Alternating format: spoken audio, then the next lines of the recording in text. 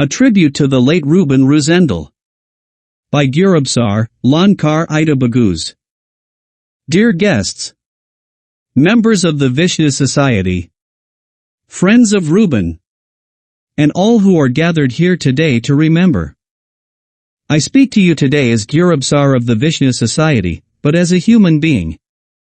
As someone who personally knew Ruben Roozendaal. As someone who heard him, saw him, felt him in his struggle, in his pain, in his sincerity. We, Vishnuists, wherever we live in the world, know what Ruben meant to Suriname. Not in the way history books might describe it. Not in the way the masses sometimes judge without understanding. But in the way only those who have truly listened to his story can feel. Ruben was no saint. No, he was a man. A man of flesh and blood, with a past, with mistakes, but also with courage, remorse, and a deep conscience. In the 1980s, he was called a hero. But as often happens in Suriname, a country struggling with its own truth, that same Ruben was later cast out. Scorned. Abandoned. Not by enemies, but by so-called friends. By those who shout God the loudest but act the least humane. Let me be clear. Ruben Roozendaal was not a traitor. He was no Judas.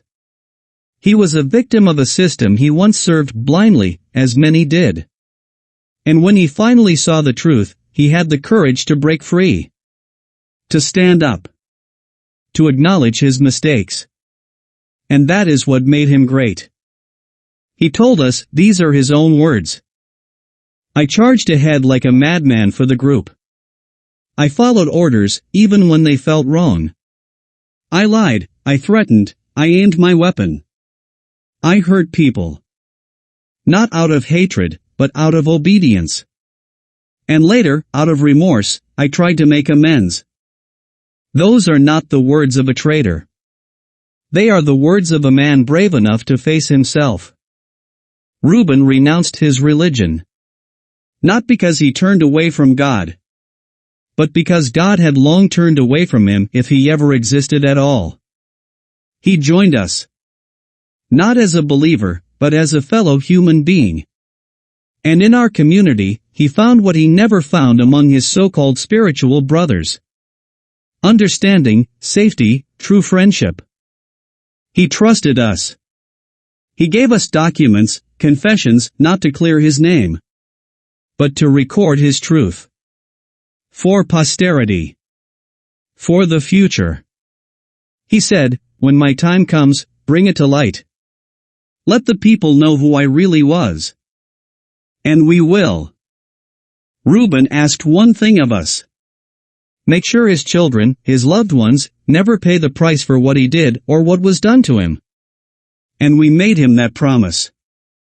As we always keep our word. Ruben Roozendaal was not a member of the Vishnu Society when we first met him. But he was our friend. Our brother. And in the end, our fellow Vishnuist. He gave what he could. In silence. Asking for nothing in return. Just that one look of gratitude. He often said, you were there for me when no one else was. And today I say to all of you, we were there for him. And we will never forget him. The soul does not exist. There is no heaven, no afterlife. Ruben cannot hear us. His body lies still. His mental atoms have scattered. But what does remain is our memory. Our promise. Our fight. And if we must, yes, we will let hell break loose in religious Suriname.